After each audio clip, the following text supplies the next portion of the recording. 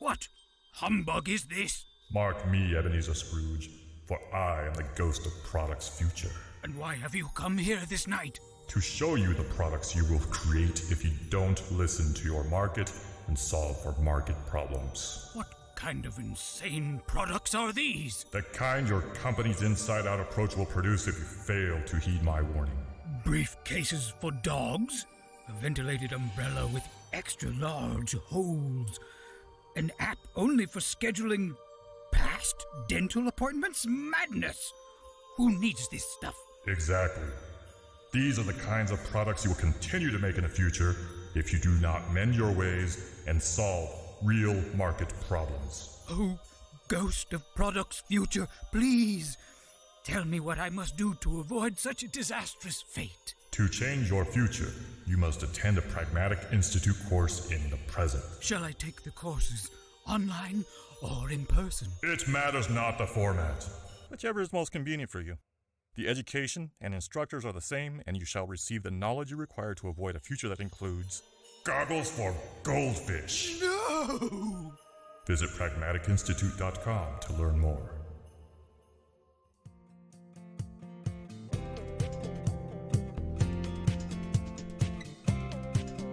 Hello, and welcome to the Pragmatic Live podcast.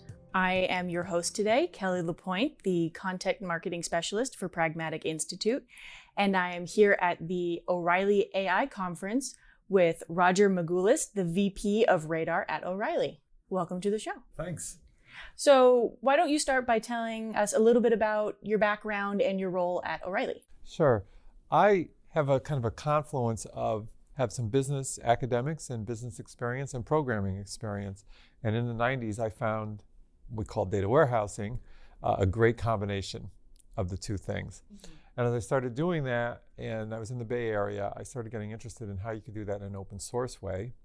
And open source usually leads you to O'Reilly. And then I ended up working there, and I was given a very long leash on the kind of analytics I could do. And so we started doing all sorts of interesting stuff, at least I felt it was kind of interesting, on what was going on in technology adoption. And that's what kind of is what we call Radar, the function that I run now at O'Reilly. Very cool. So tell us a little bit about the AI conference that we're at right now. What was the driving force behind it? You know, we started a data conference. So Ben Lorica and I, who's the chair of this, wrote a big data paper in 2008 that came out in early 2009 that basically said something is going on that's interesting. And it was bringing together both data engineering, what used to be data warehousing, a lot more distributed, but a lot more sophisticated analytics. Is that we're getting data on behavior that you can then kind of figure things out in a way that you couldn't before. So we started the Strata conference, and because of how hot Hadoop was at the time, it turned into Strata plus Hadoop world, that there was a focus on that side. But we realized that there was another focus that was really important on, we'll start saying it was ML, machine learning at first. But people are starting to call it more and more AI. And that while the two sides need each other and there's some integration, that there was a reason to separate them out. But they're really very closely related to each other. And it's been great fun. I think everyone in the programming space has some interest, particularly after the success of neural network deep learning stuff, to at least get some introduction to it and understand how it all works. So we find that we're getting lots of people who care about the space, but over the last 2 years, going into production with this has become a real challenge. And so I think we're seeing this as a focus. So I imagine there'll be twists and turns on how we decide to present these things. Mm-hmm. But how has it been a challenge for the last 2 years? I think moving into production, people who are doing analytics are not used to production environments, right? What they're used to is running analytics for themselves. If something doesn't work, who cares? Because just run it again. And then you package it up and stuff. Now you're starting to integrate it into your applications and your digital presence. Mm-hmm. Well, that means you've got things like DevOps and constant deployment and models getting stale and things that are, in a way, new topics. I mean, they're not new like you couldn't predict them, but they're new on how do you handle them. And I think that there's a lot of cultural learning that will take place across all organizations and trying to get things more production-like and getting the real value out of AI. So at this conference, what are you seeing as the most popular topics that you do? There are a lot of great training sessions going on the first 2 days and a lot of great sessions. What are some of the big hot topics for this conference? Yeah, as you can imagine, TensorFlow, PyTorch as tools are important topics. Reinforcement learning and generative work like the GADs, what are called? Generative Adversarial Networks, GANs. So all those things as far as like kind of the tool side, moving into production is something that people care about. And I think people are looking for use cases and looking for kind of inspiration on what works that maybe they haven't thought about. This is a pretty nascent area, and I think how you apply it is something people need to learn. So I think at this conference, the chairs tried to bring in a kind of a wide swath of topics so that people could get what they need out of the people who are working on this topic directly. So who is this conference for, really? What are the kinds of backgrounds, job titles, experience levels that this conference is for? Yeah, one, there aren't that many people who have a lot of experience in this topic except for academics who have been using it for a long time. We really expect lots of different types. Now the main focus is data scientists, and I think that people who do deep learning and neural networks and stuff are still called data scientists. They don't have a different title, but at some companies they do. But that would probably be like the biggest single cohort, but there's really lots of adjacent cohorts. So there are just programmer types who are trying to figure out, can this work for me? There's business people who are trying to figure out what the fit is and what might work. If you think about trying to make a decision about whether to invest in AI, where do you learn how to do that? Right. There isn't a place, you didn't go to school to learn that because no one. Yeah, as far as I know, there aren't any classes in it. That's currently. right. So we get a lot of people who are just trying to figure out the space and make some better sense of it and how to make decisions. I mean, these are important decisions. And when people don't have the kind of background, they need to get it somehow. And this is a great way to do that. At O'Reilly, we have like 3 major product lines. We've got books, and that's kind of the intellectual might of the company. We know a lot about a lot of topics. Right. We have the platform, it's kind of frictionless access to that content. But the conferences are social learning. And social learning, and you can ask anyone who teaches that online is great, but bringing people together brings a whole nother level to how much people learn. So just being in an environment where you can get together with other people who are dealing with the same things you are is really a nice augment to help people learn. I think that's why we get such a wide swath of people here. And is that one of the big driving forces why O'Reilly does these kinds of conferences and the number of conferences that you do each year? Yeah, and it kind of grew organically. What we're really great at is convening a really interesting crowd of people who are around a topic. And as we started doing that around Perl and open source and stuff like that, we realized we were pretty good at it and could do it around the other topics that seemed to be nascent at different times. So things around like Velocity, which is around ops and infrastructure, Strata, Fluent, when JavaScript was starting to make a kind of a rise to being such a prominent language and so forth. So I think it is something that, one of the ways that we exercise our great social network is that we put on these kind of events and try to share the people, let other people share what they've been learning on the topic. What would surprise people who have never been to an O'Reilly conference? Maybe it would be super surprising, but just how informal and open people are. What you'll find is, because we, as an O'Reilly employee, I want to talk to people and find out why they're here and what they found interesting and stuff. People are they're really willing to share. And I don't know, we're here in San Jose, maybe it's a West Coast thing, but we run one of these in New York and we get kind of the same thing going on. Right. But there isn't that kind of like, well, this is proprietary and I can't tell you about it thing going on. And so I think that kind of openness to people saying what works for them and what doesn't is somewhat surprising, because it's not kind of the traditional keep everything closed in. Kind of the open source that O'Reilly is famous for, supporting, it comes out in the way people behave. So you've got some big names in the conference. You've got instructors from our own data incubator, as well as Google and Facebook and Uber. And how do you get all of these great people to share their time and their knowledge? Yeah, so this is part of that. We have a great social network. And O'Reilly is a private company. We do a lot of things because they're great things to do.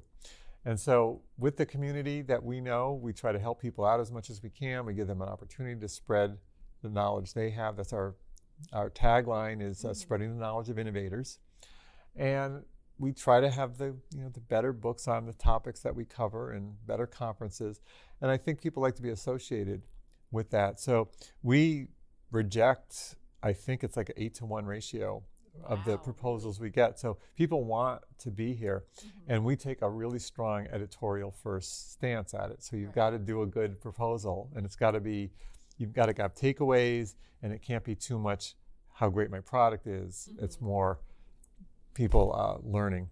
But we stay in contact so in my job, I'm always meeting with other people at other companies. We try to discuss what they're finding interesting. We share what we're seeing in our data. So we've got this great learning platform that we do analytics on.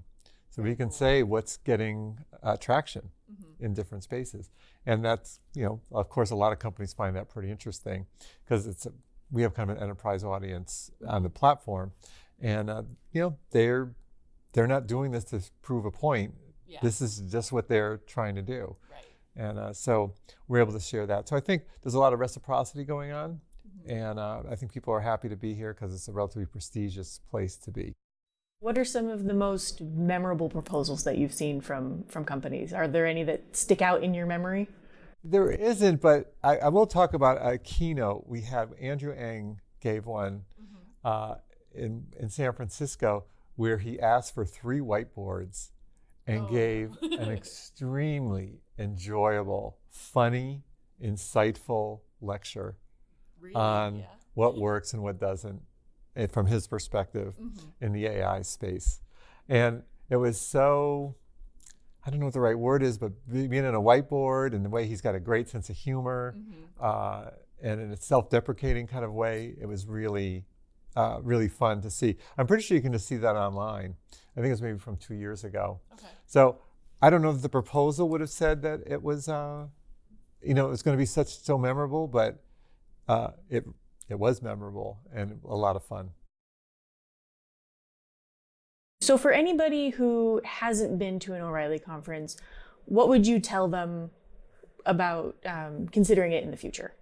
Yeah, I would say you should come for the usual reasons you come to a conference. You're going to get great access to learning, and that's really good. You're going to have great access to the hallway part of the conference. You're going to meet other people.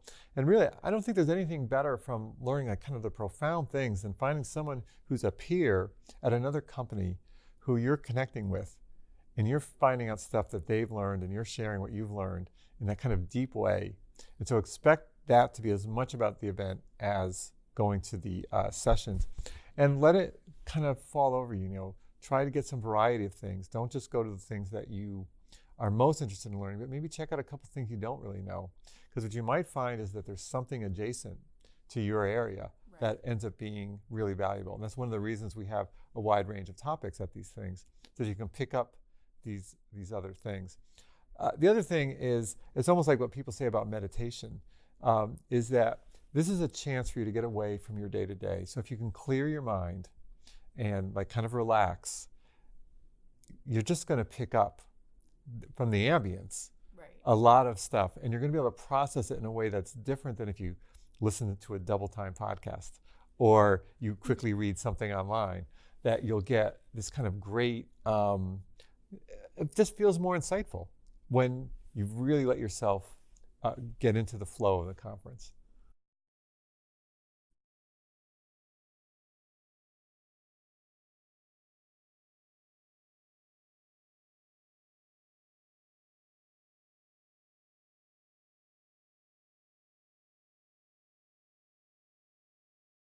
So are there any great stories from conferences past that always stick in your mind or that you can share with us? Yeah, we had a very memorable talk by Bob Menkoff is the cartoon editor for The New Yorker. He was at the time. He's since retired. He's hilarious. But he became a cartoonist after being a experimental psychologist. And as he was at The New Yorker, he started that cartoon contest. Right. And he started doing analytics on the people who answered those things. So here's a guy who's a cartoonist whose most famous cartoon is a guy on a phone behind a desk saying, Thursday won't work? How about never? Does never work? And he brought data science and comedy together in this kind of great way. You know, it was a sincerely great session. It was on topic, but it was also super entertaining. And just as a side thing, I've gotten friendly with Bob. He's a great guy. He was stuck in traffic getting there and he was running late. Oh, no. And what he told me, he said, you know, when I was running late and I thought I might be too late for the talk, I said, well, I hope I die in a car crash so then you'll feel sorry for me instead of being mad at me. But it all worked out. That sounds like a really fun and fascinating panel to listen to. Yeah. No, he was great. And we've had other great talks. That's a particularly memorable one. And he hung around the conference for a while and was just a great sport about it all. But we do try to get interesting speakers who are kind of adjacent. Just as a guy sometimes we have speak at our conferences is a skateboarder named Rodney Mullen. If you know anything about street skating and stuff, he was the best in the world and invented stuff. And he gives talks about learning from failure that end up resonating with software people. And so we like to bring in that kind of outside thing. And Rodney is a fantastic speaker. And he, you know, you can just see a room just focusing in on him because he's very empathetic and he's very articulate about what he's talking about. So these kinds of events bring a wide variety of people together. What are some of the challenges when you have so many different people coming together and so many different topics with these kinds of conferences? If there's one thing is that this around expectations of people is I'm going to miss something. Well, the good news is that you can buy a pass to get a video of every session, so you can get that. And I think the other thing is if you've ever traveled to a foreign city and you're like, I got my guidebook, I'm going to go to every spot here, and then you're not on vacation, you're running around, is that I think there's a kind of a thing where you're, oh man, I got to go to this, I got to go to that. They're at the same time, what do I do? Is that, again, you're only going to be able to take in so much. We're humans. We've got a kind of cognitive load capacity. Right. Is to kind of relax and learn what you can. And I think if you talk to a young traveler versus an older traveler, what a more experienced traveler likely to tell you is, I'm going to go to a few places, but what I'm also going to do is I'm going to be on vacation, and I'm going to go to a coffee shop and relax, and I'm going to take a walk after dinner. I'm not going to spend all my time being a tourist. So in these kind of things, it's good to get a lot of in, and if you're the kind of person who listens to double speed podcasts and stuff, and maybe you can take a lot of that, but if you kind of like relax through it. So from that perspective, you know, as an attendee, knowing that you can't do it all, but that you'll get a lot out of it no matter, you know, what you're doing would probably be the biggest challenge. The other thing is that some things are going to overwhelm you, and it doesn't matter who you are. There's going to be someone here who's smarter in some particular vector of knowledge than you are. And that person is going to think someone else is smarter in some other vector of what's going on. Take what you can out of it. If something's over your head, that's a good sign that maybe it's something you might want to pay attention to when you get back to your desk or when you have some free time. That, oh, wow, I thought I knew linear algebra, but I didn't know this part about it. I need to go back and look that stuff up. Very cool. So any last comments about the conferences? Any last thoughts you'd like to share? Sure. I think, I know that conferences sometimes can be an ask. Companies are always going to be careful about budgets and stuff like that. But I really think, particularly because the growth of online, and we offer online learning. So, I mean, we totally support online learning. I know you guys do too. Right, yeah. So we think it's an important part, but getting together socially just can't be beat. And particularly getting access to peers that you can learn from who are in other organizations. It's sometimes hard to get that. I mean, there's some cities with great meetup cultures, but a lot of cities don't have that great meetup culture. Sure. And so this is a way to get access to that. And my personal thing, and we use this kind of informally, but a conference should be a time for you to get your mind blown. Yeah. And then from that, get inspired to figure out the kind of things that you should be working on, or how you can maybe get better at what you're doing or whatever. And that it's great for doing that, and that you're really missing out if you don't go. And it's not just a boondoggle to San Jose. When I don't know if San Jose is really a boondoggle kind of a place, but that there really is something to hanging out with a bunch of people who have similar interests. It's a good analytics story, and during World War II, there were some Columbia mathematicians who volunteered to help. They were too old to fight. And they said, if you got problems, we can try to do some analysis and help. And one of the problems is that the US was losing a lot of bombers, and they were trying to figure out what they could do to try to save the bombers.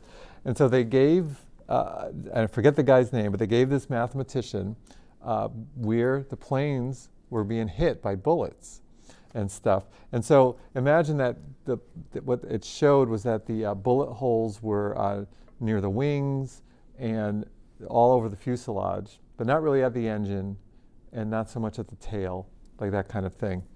And he said, okay, the place you need to armor are those places where there were no bullet holes.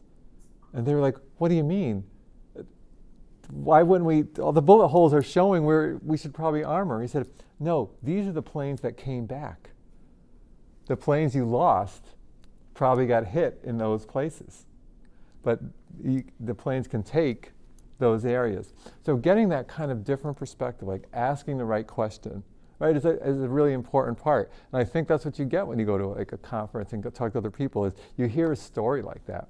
There's another great story I just read this week, where a mathematician in France knew this woman whose name is Jean Calumet, and maybe you'll know the end of the story, who had an apartment in Arles that he wanted to get. And he said, look, I'm going to pay you some amount of money a month, but when you die, I get to inherit your apartment.